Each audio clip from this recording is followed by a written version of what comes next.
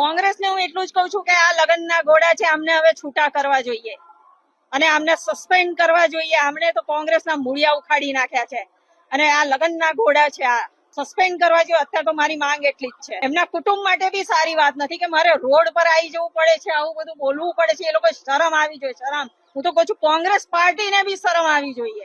અનેક વખત મેં લેખિત રજૂઆત બી કરી છે, મેં ઈમેલ બી મોકલ્યા છે, રાહુલજી સુધી પહોંચાડ્યા છે, હું મળી બી છું, બધું જ કર્યું છે. છતાં બી આ માણસ સામે કોઈ પગલા નથી લીધા. એને કાશ્મીરનો પ્રભારી બનાવે છે, એને અહીંયા કડી વિસાવદરના ઇલેક્શન છે એમાં એને સ્ટાર પ્રચારક તરીકે મૂકે છે.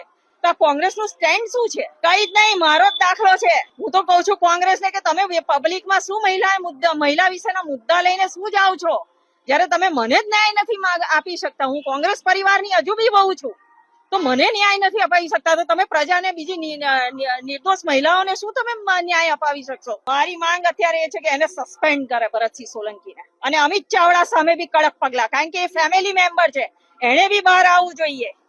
એ બી માણસ નથી આવ્યો બહાર, એની સામે બી કાયદેસરના પગલા, કડક પગલા પાર્ટીએ લેવા છે, કારણ કે જે અસર પડી રહી છે એના બી રાજકારણ પર